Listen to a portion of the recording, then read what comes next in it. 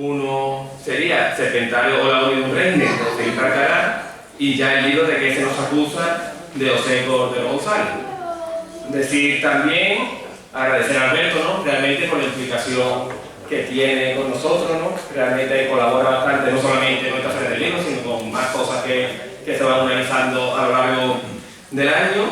Y nada, volver a dar las gracias, ¿no? Por estar aquí, a esta hora, ¿no? Con el frío que hace, que para nosotros realmente eso, es un placer.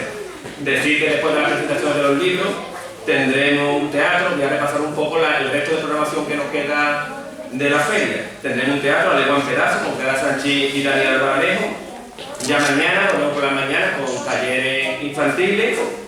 Tendremos un espectáculo infantil de Disney Clima una Navidad con Mickey, que colabora también con nosotros, en este caso la Hermandad de la Soledad, porque la Feria del Libro, como yo digo, es un conjunto realmente de colaboraciones, ¿no? Organiza el Ayuntamiento, pero colabora con nosotros, además de ustedes, el Partido Comunista, ha colaborado con nosotros la Hermandad de la Soledad, por supuesto, darle las gracias también a los libreros que se encuentran en esta feria, a la Librería María de Gracia y Librería Hermanas Anaya, dar las gracias también a la Fundación José Manuel Lara, ¿no? Que nos patrocina también, a la Diputación de Sevilla, y continúo un poco realmente con el resto de programación que nos queda. Tendremos también una conferencia, porque hoy sería la penúltima presentación del libro. Hemos tenido más de 14 presentaciones a lo largo de estos días, ¿no? De los 10 días que va a durar la Feria del Libro. Y tendremos una conferencia con motivo del 4º centenario de la muerte de Greco, de Manuela Bacón, una profesora universitaria de Carmona, con la conferencia de Greco, su obra de ayer y hoy. Es a las 6 de la tarde, lo comento también porque como tenemos aquí a el canal 12 Televisión Medina, comentar que hay una pequeña modificación con respecto al programa que se ha editado en papel. La presentación mañana del libro Jaque al Peón sería a las 7:30 y a las 6 de la tarde se pasaría lo que es la conferencia del Greco. Y ya el domingo terminamos con la conferencia del Platero y nosotros, del profesor local José Manuel Navarro. Ya con esto, con el rollo que he soltado, ¿no? Vuelvo a agradecer a todos vosotros la asistencia, agradecer también de nuevo a Alberto, y nada, y ya le paso la palabra a ellos, que son realmente los importantes del día.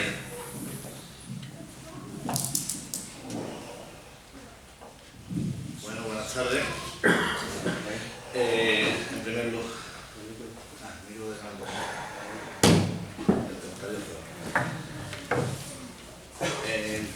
primer lugar, ya Rubén casi prácticamente me ha quitado prácticamente todo lo que yo iba a decir. En primer lugar, doy la bienvenida, gracias por asistir a estas dos presentaciones del libro. El Partido Comunista en Mairena ya desde atrás venía colaborando con la Feria del Libro y no podía hacer este año menos. Con estas dos presentaciones, de Serpentario, la Agonía de un Régimen y de que se nos acusa. Dar los agradecimientos, como también bien ha dicho Rubén, a las librerías, papelerías que mantienen viva el espíritu de la Feria del Libro, Librería María de Gracia y Hermanas Anaya, a Canal 12 por estar aquí y por supuesto al Ayuntamiento por aguantarnos en venir. Tengo que disculpar a Alejandro Sánchez, que iba a presentar el libro de que se nos acusa, del cual es el coautor, ya que él ha editado, ha hecho la introducción, el estudio preliminar, etc. Pero los textos no son realmente suyos, y además él bien no lo expresó el miércoles en la presentación oficial. Y por lo siguiente paso a presentar aquí a una persona que yo no sé si lo hace falta que lo presente, porque ya prácticamente lo vamos a meter en nómina. Felipe Alcaraz, pues, doctor en Filosofía Románica, fue diputado de las Cortes Generales, fue parlamentario andaluz, fue secretario general del Partido Comunista, coordinador andaluz también, que fue también, porque ya voy de memoria. Y como escritora, ha escrito varios libros, y en este es el tercer libro de una trilogía que él ya nos anunció el año pasado cuando estuvo aquí, este año por esta fecha que volvería si hubiera posible estar, es de los días de la gran crisis, era la trilogía y nos trae lo que es Serpentario, la Agonía de un Régimen, que él ya ahora pues, nos hablará largo y tendido sobre él. ¿De qué se nos acusa? Pues creo que hay hay que recordar un poco, era necesario porque la verdad no estaba escrita y había que escribirla. Un 12 de marzo del 49, en el cementerio de Sevilla, en la mañana fue rota por los disparos de una batería de fusilamiento. Luego vino el tiro de gracia. Fueron fusilados José Mayo Fernández, Manuel López Castro y Luis Campos Osada, secretario político, secretario de organización y secretario de agitación y propaganda. Entre otras gente aplicando lo que era la ley esta, ¿cómo era? De maleante. Fue un juicio injusto, ya estaba escrita la sentencia antes de que los apresaran y actuaron, fue una vida de lucha por la libertad y nada, yo creo que este libro recupera la memoria que no hacía tanta falta. Ya Felipe pues encargará de hablarnos un poquito más de ello. Ya yo sin más, volver a agradeceros vuestra presencia aquí y ya le cedo la palabra a Felipe Alcalá. Bueno, agradecer vuestra asistencia aquí a estas horas y reiterar los agradecimientos que se han dado en este momento preciso. Yo tengo una incomodidad en primer lugar que quiero expresar, porque parece que voy por ahí intentando vender libros. Yo no vengo a vender libros realmente. A mí no me interesa que me compren libros, me interesa que los lean. Y además son muy caros. En este país a las películas pornográficas le cargan un 3% de IVA y a los libros un 21% de IVA. Este es un país que no ha mejorado desde el Concilio de Trento.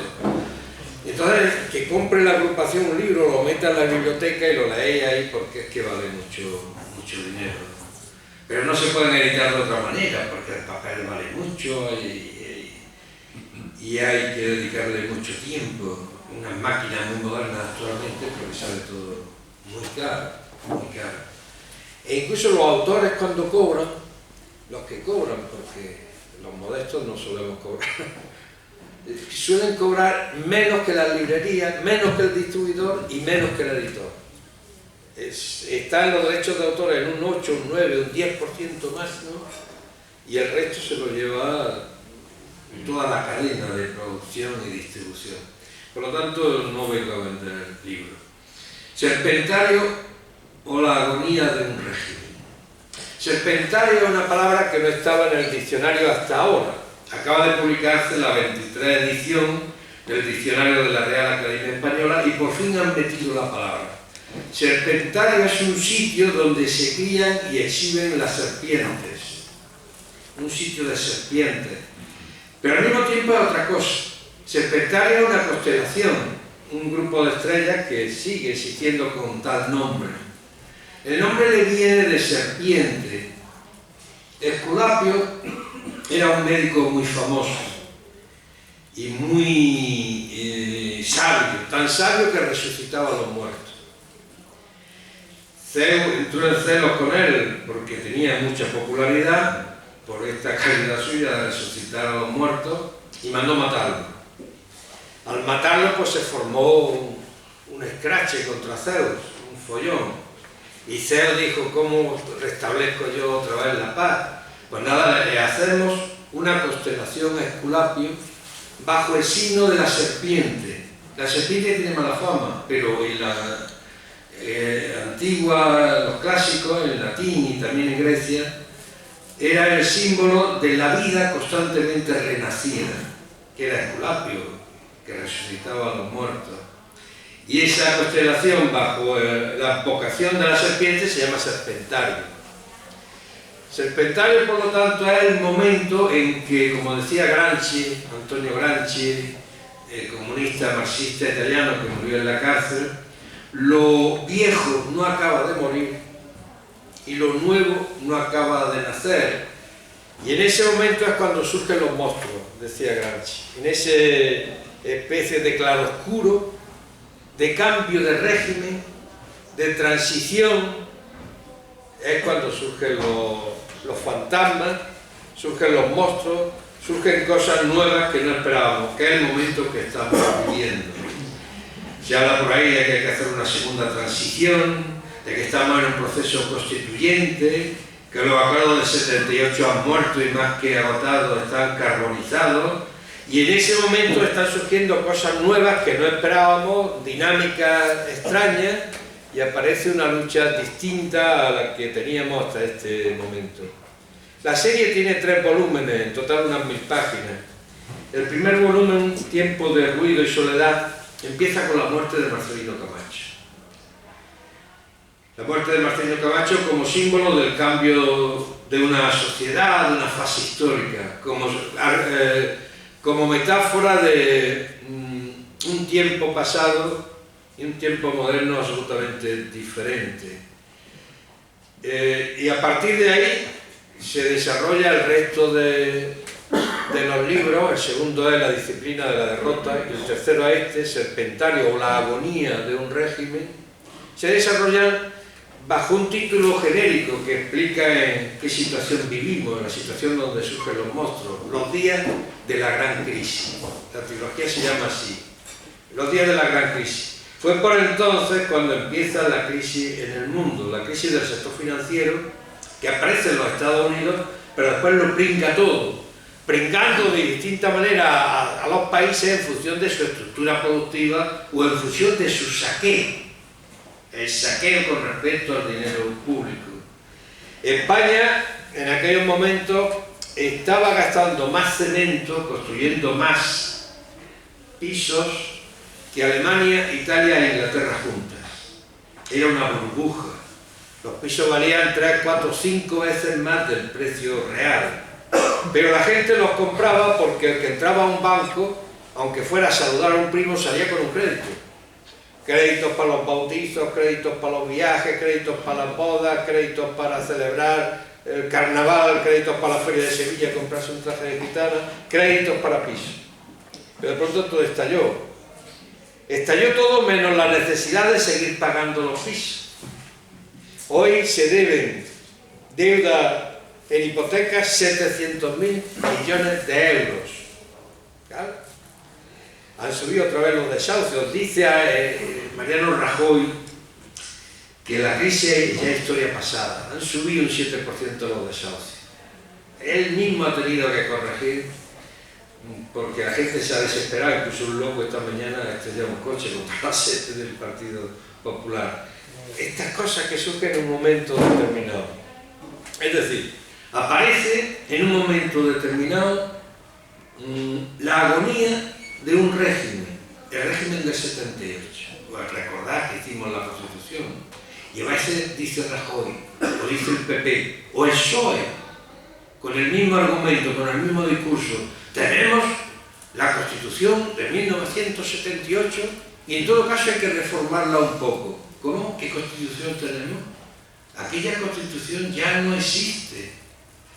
No existe desde Maastricht, que quita todas las soberanías nacionales, crea el Banco Central Europeo y esos hombres de negro que vienen aquí te cambian los presupuestos y te dicen si usted no recorta se congela el crédito, la deuda del Banco Central Europeo y usted va a sufrir un auténtico desmadre financiero, usted va a quebrar.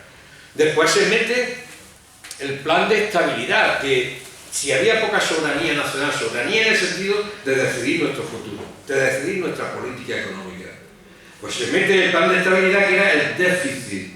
El que no tenga tal déficit con tendencia al déficit cero, pues naturalmente no podrá tener deuda.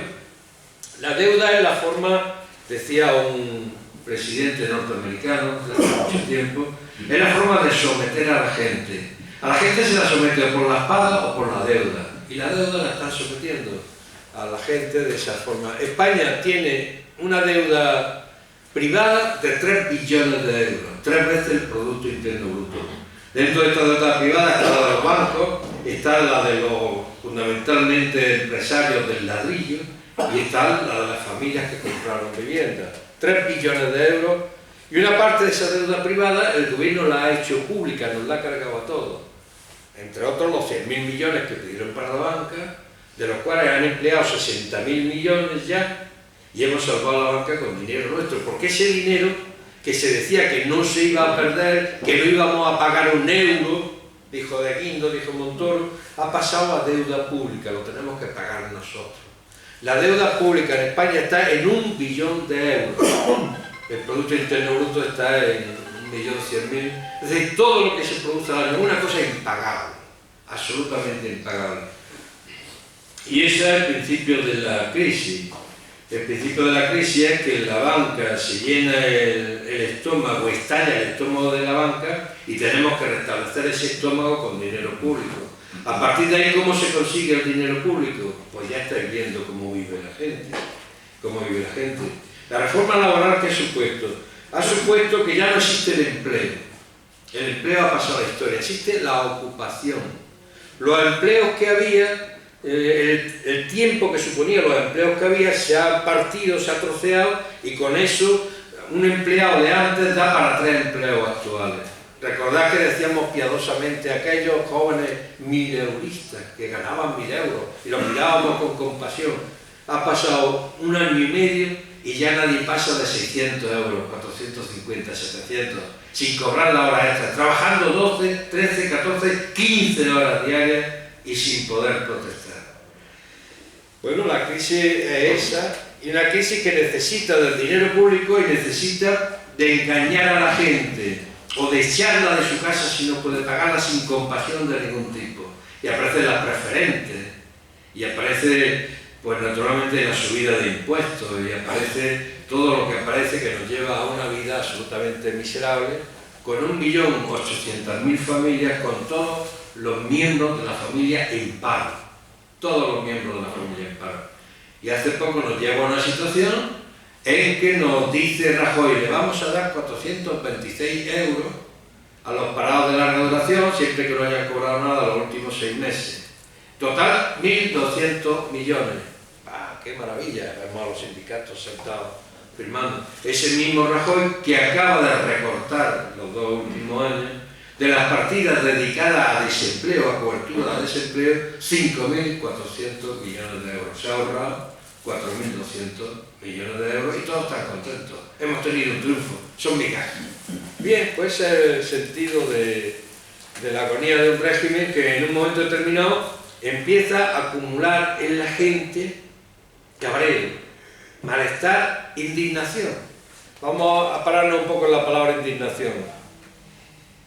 Inmediatamente después de la muerte de Marcelino Camacho aparece una cosa llamada el 15M. A mí me pilla en Granada, lo estaba comentando antes. De pronto me dicen que una serie de jóvenes ha hecho una autoconvocatoria en el centro de Granada. Se había hecho la autoconvocatoria en todas las ciudades de España. Y digo yo, voy a ver eso, suponía yo 100, 200, 500 personas. Aparecieron en Granada más de 10.000 personas. En Madrid, miles, en Barcelona, en Valencia, todos a la vez autoconvocados, sin partido, sin nadie. Los indignados. El 15M. Bueno, a veces nosotros analizamos las cosas mal, creo yo, y hablo ya incluso como partido. El Partido Comunista Francés, por ejemplo, cuando aparece en mayo del 68, aquella gran revolución revertida, juvenil, estudiantil, que después se alía con los obreros y convocan una huelga general desde abajo, desde las bases, pues el Partido Comunista Francés dijo, eso es un sarampión. Pues ahora nosotros hemos mirado como un dedo que señala a la luna, hemos mirado al dedo, no a la luna. Y si hemos mirado a la luna, no hemos mirado a la cara oculta, sino hemos mirado a la cara que se ve. Y hemos pensado, el 15M, esos no se van a organizar, son antipartidos, son antipolíticos. Y no hemos mirado al tema de fondo. El tema de fondo es cuáles son las causas para que surja eso de pronto. Miles y miles de personas que salen a la calle y que llegan a hacer, se han quejado Rajoy del último periodo, año y pico, 90.000 manifestaciones en un año. Es un Estado, el español, muy por encima de cualquier otro del mundo en manifestaciones, en movilización permanente. Y con una característica, todas las encuestas lo daban y tampoco nos fijaban. Y nosotros ni mucho. En las encuestas que por cierto no pagamos nosotros, o la del CIS, que la paga fundamentalmente y dirige y controla el gobierno de turno. Se decía una cosa que hay que retener. Se decía, pueden ir más o menos, deducción, por los datos que en la encuesta aparecen, más o menos personas a una movilización. En una pueden ir 100.000, en otra 10, o 100, o 200. Pero es una característica. Las cosas que están planteando los indignados son compartidas por entre el 60 y el 80% de la población. Ese era el problema de fondo. Mirábamos al dedo que señalaba a la luna, pero no mirábamos a la luna. Ese era el problema de fondo. ¿Qué decían los indignados? Lo llaman democracia y no lo es. Es una dictadura y no se ve. Que no nos representan, que no. Sí se puede. No se quiere. No hay pan para tanto chorizo. Eso decían los indignados. O aquel grito también, lo voy a repetir aquí, pero sin ánimo de ofender. El PP y PSOE es la misma mierda. Una denuncia directa del bipartidismo. No trato de ofender, estoy describiendo lo que pasaba. Lo que pasaba. Esa era la ola que se crea. La ola que se crea.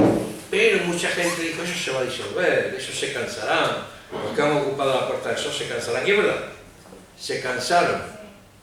Desaparecieron como 15M, todavía quedan lo que se llama ahora los 15 mayistas, mucha gente que sigue conservando ese espíritu, pero han sido sustituidos, no sustituidos, sino que se ha desarrollado a partir de ahí el 22M u otras cosas, han aparecido fenómenos como Podemos, no voy a hablar más de Podemos, como Podemos, pero hay que analizar que viene de ese momento, de esa ruptura de la paz social, de la conciencia estable, de los acuerdos de 1978. En 2011 se rompe eso, y a partir de ahí, o tú estás dentro de la ola o estás fuera. La ola no se puede surfear, y no puedes esperar a que pase el tren de la historia que está pasando desde el gran cambio, para salir corriendo y subirte en el tren. No, o eres el tren o te quedas fuera de la ola de cambio. Ese es el problema actual. Que había condiciones objetivas, toda la crisis, el paro, más paro que nunca, la pobreza. Un país con el 57% de paro juvenil no es un país, es un tinglado con una bandera. Eso no es un país. 57% de paro, 63-64% en Andalucía. Eso no es un país, por Dios. Eso no es un país, es otra cosa. Eso es un negocio. Un negocio con un ejército de mano de obra barata, para que el que no quiera trabajar por la comida casi, lo echen y entra otro. Ese es el problema que tenemos. Había condiciones objetivas, pero faltaba la subjetiva. Y a veces te preguntaban, ¿pero qué son las condiciones subjetivas, Felipe? Pues tú que me lo preguntas, tú eres las condiciones subjetivas. Tú, y tú, y tú, y tú, la gente, la clase y la ciudadanía. Pero la gente, España es un país que lo traga todo. Es un país que no responde, que no tiene dignidad, que se acomoda. Pues esta vez no se acomoda. La cólera del español sentado, que decía López de Vega, de pronto es cólera del español en pie. Y eso es verdad, con todas las críticas que se hagan, aunque yo voy a hacer algunas, pues se va a traducir en la urna, se está traduciendo ya. Lo veremos en las municipales, lo veremos en la autonómica y lo veremos en las elecciones generales. Ese es el tema de fondo de Serpentario, hecho novela, ¿no? Novela, pero tiene una característica, que muchos aparecen con sus nombres reales. Todavía no me he puesto nadie una demanda, espero que no lo ponga. Felipe González, Rajoy, Aznar el Rey, después de la Casa del Elefante aparece, con todas sus consecuencias. Cuando pega el tropezón en el escalón y a partir de ahí entra en crisis la Casa Real, o la Casa Irreal, como dicen algunos, que no se ha recuperado y se va a recuperar. Y en la ola de cambio de la carbonización, agotamiento del acuerdo del 78, nadie esperábamos que un Borbón abdicara, porque nunca abdicaban los Borbones. Ha abdicado. Y ha abdicado por desprestigio, por intentar salvar la Casa Real, no por cualquier cosa. Lo de Urdangarín es muy serio.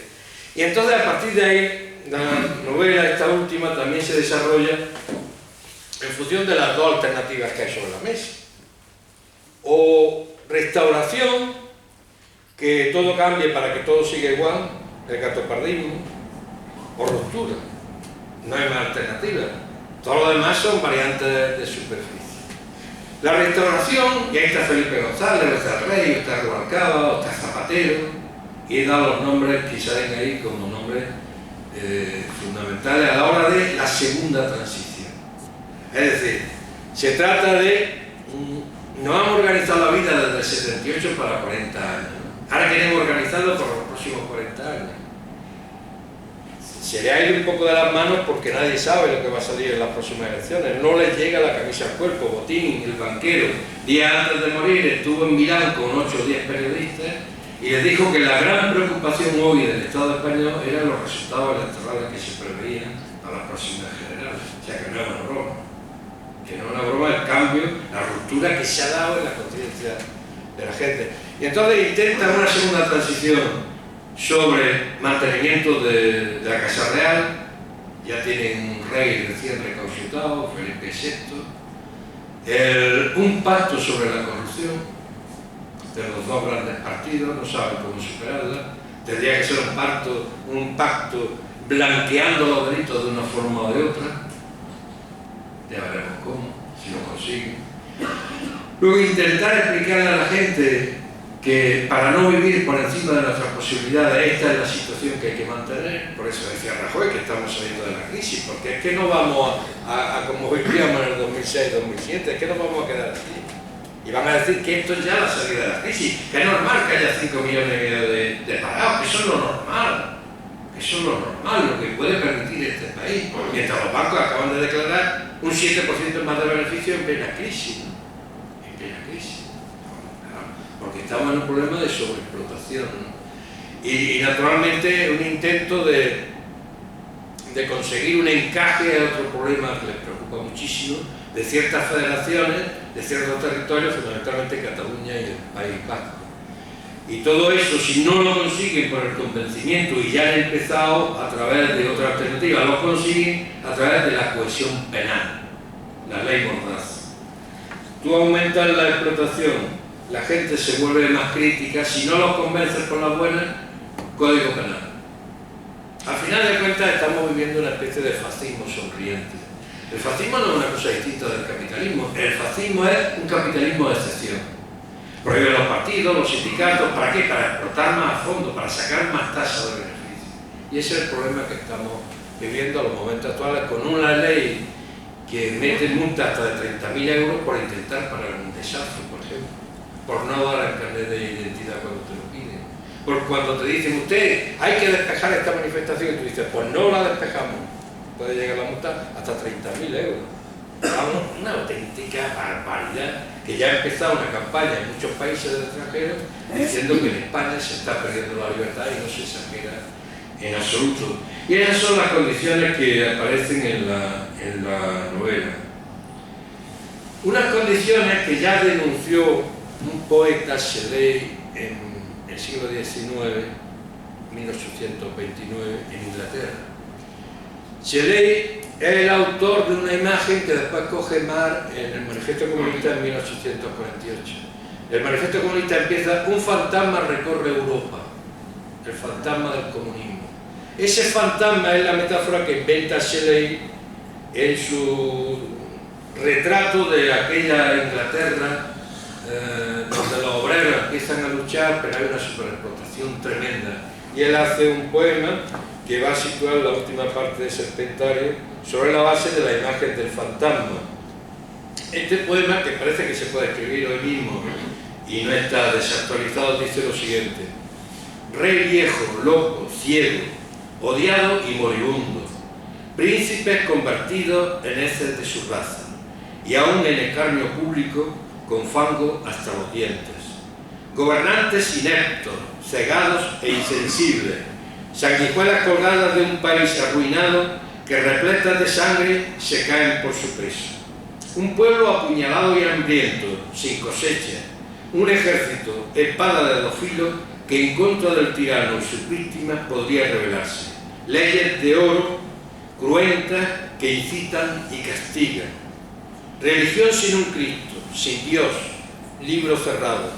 un Senado que impone un injusto estatuto. Son tumbas de las cuales puede alzarse un fantasma glorioso que ilumine nuestros tiempos convulsos. En 1829, Marx era un lector de Shelley, coge la imagen del fantasma en 1848, en que se publica el Manifiesto Comunista junto a Engels, y lo arranca con esta imagen del fantasma. Un fantasma recorre Europa. ¿Dónde está ahora ese fantasma? El fantasma son las condiciones subjetivas, nosotros, la gente, la rebelión democrática, la rebelión popular, la rebelión de la plebe frente a los palacios, la chusma, los desarrapados, los descamisados. ¿Dónde está ese fantasma? Pues empieza a recorrer gran parte del mundo. Está llegando a Europa, al sur de Europa, Grecia y España, fundamentalmente a nivel electoral. Las próximas elecciones griegas, si se convocan ahora, las ganará Syriza, según las encuestas, y aquí es posible que se rompa, acabe en una depresión electoral muy fuerte el bipartidismo PP y PSOE. Pero ese fantasma de la rebelión social fundamentalmente ha radicado y ha germinado fundamentalmente ahora en los países latinoamericanos, que estaban dominados por la dictadura, esa dictadura del capital que entró en contradicción total con la democracia y con la libertad, y empezó en Chile, Argentina, Guatemala, etc., y el resto de los sitios, Venezuela, donde no te dominaban por la deuda, te dominaban con la espada, con el cañón o con la CIA norteamericana matando a la gente por las calles, y poco a poco se han ido liberando de esa situación y empiezan a construir sociedades donde no gobiernan, como aquí, los que no se presentan a las elecciones. Ese es el tema de fondo, que aquí en España están gobernando los que no se presentan a las elecciones. El poder financiero, la gran empresa y los grupos fácticos de poder que están ahí detrás sin haber cambiado en lo fundamental desde el franquismo hasta ahora. Termino. Esta novela se presentó en Madrid el 21 de marzo último, un día antes del 22 de marzo, en que nos juntamos allí 1.100.000 personas. Fueron 49 hectáreas a 2,8 personas por metro cuadrado. 1.100.000 personas.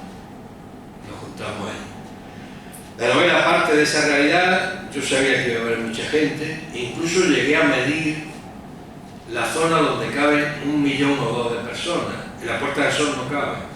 Tienes que sumar toda la calle Arenal, tienes que sumar la calle Mayor, la Plaza de la Ópera, tienes que sumar la Plaza de Benavente, tienes que sumar la Plaza de Neptuno, las Cibeles, con todo el tramo que es de la calle de Alcalá, y ahí sí caben 2 millones de personas.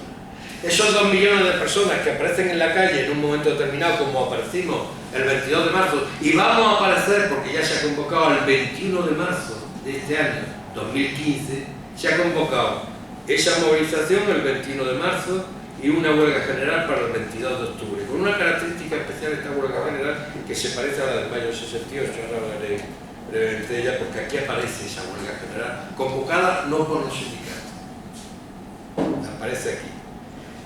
Pues bien, esa gente, el 22 de marzo en la novela, se queda allí, no sale, y se organiza de tal manera con grupos de un nivel de 50 personas para que la policía no pueda sacarlo, y están allí 2 semanas en la Puerta del Sol y lo de año aguantando, y dimite el gobierno y abdica al rey, y empieza una nueva situación en función de esa posición, que a lo mejor va a pasar electoralmente y de una manera más pautada, con otra escala, con otras consideraciones, pero que va a pasar en la necesidad de lo que se está formando una vez se agotan los acuerdos del 78. ¿Qué es lo que se está formando? Un proceso constituyente.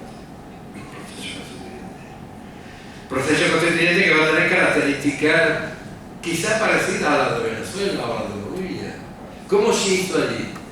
Pues muy parecido a esto, una sublevación de gente que tuvieron más capacidad para unirse que nosotros en España. Ya habéis visto cómo están las cosas, que es difícil unirse, y hay que unirse por abajo, por el medio y por arriba. Se unieron y se presentaron a las elecciones, y se presentaron a las elecciones diciendo que si ganaban, ya que la situación era insoportable, cambiarían la Constitución. Eran unas elecciones que ahora se llaman constituyentes, plebiscitarias, lo llaman en Cataluña. plebiscitarias. Se presentaron a esas elecciones pues, en Ecuador, por ejemplo, y Ecuador dijo que no pagaría la deuda si ganaba las elecciones. Esa que dice que se hunde un país si no paga la deuda, la parte ilegítima de la deuda. Por ejemplo, aquí lo que le hemos prestado a los bancos no hay que pagarlo, no habría que pagarlo, por favor. Y no se hunde el país, Ecuador no se hunde. Y ganaron. E incluso cuando fue a jurar la Constitución Hugo Chávez, que la juró sobre la Constitución anterior, dijo: juro sobre esta corrupta Constitución que vamos a cambiar en muy poco tiempo, que el poder de la gente sustituirá al poder de unos pocos que han aprovechado las riquezas del país en su beneficio, etcétera, etcétera. Bueno, pues ahí termina la novela. Yo no podía imaginar más de lo que puede pasar, pero han pasado cosas.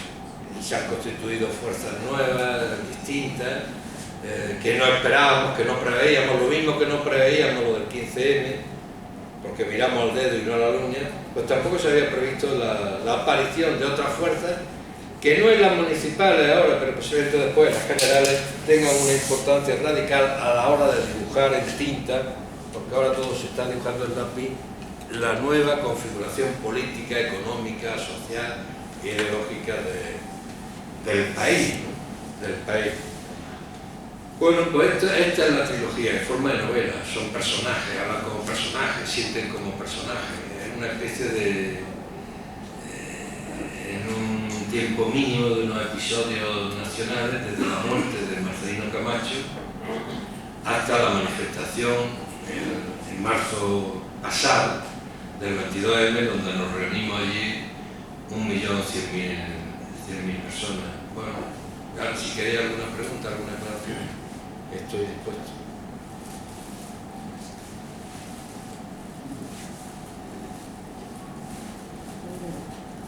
Yo preguntar, el libro de mitad ficción, mitad realidad, ¿no tendría más tirón que fuera todo realidad? Sí, pero para hacer realidad yo tendría que meterme en el paso del rey. Entonces lo que hago es inventarme los diálogos del rey sobre la base de lo que existe. O su episodio con respecto a lo que pasó en Botswana con el elefante y Corina, o el espacio de Moncloa, o cómo se juntan Almunia, Zapatero y Felipe González para intentar pergeñar la estructura de la nueva transición, sobre la base de mantener el bipartidismo y sobre la base de mantener el régimen monárquico. Entonces, a partir de ahí hay una ficción, pero una ficción que tiene mucho que ver con cosas que yo conozco y fundamentalmente analizando lo que dicen los medios de comunicación entre líneas. Entonces no es realmente historia, yo no podía haber hecho una historia, por eso he hecho una novela, ¿no? Un poco así como en el mismo sentido en que la hizo Caldós, Machado o Valle Inclán, que también inventaron, ficcionaron lo que decían dentro de los despachos el poder y su coaligado.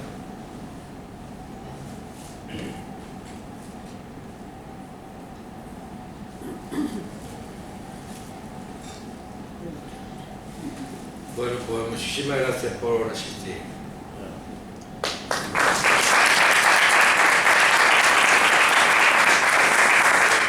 Una cosita, porque a reiterar el agradecimiento a Felipe por haber estado otra vez con nosotros y también recomendar la lectura de este libro que por desgracia no ha podido venir Alejandro, de que se nos acusa. Muy baratito, aquí los ejemplares que aún quedan, están aquí los están. Además es un libro que no debe de faltar en estas bibliotecas particulares de recuperar la memoria que nunca se escribió. Sin más, muchas gracias por haber venido y ahora muy gustosamente Felipe dedicará los ejemplares de aquellos que lo quieren. Uno para la agrupación y otro para la biblioteca. Este es el canal.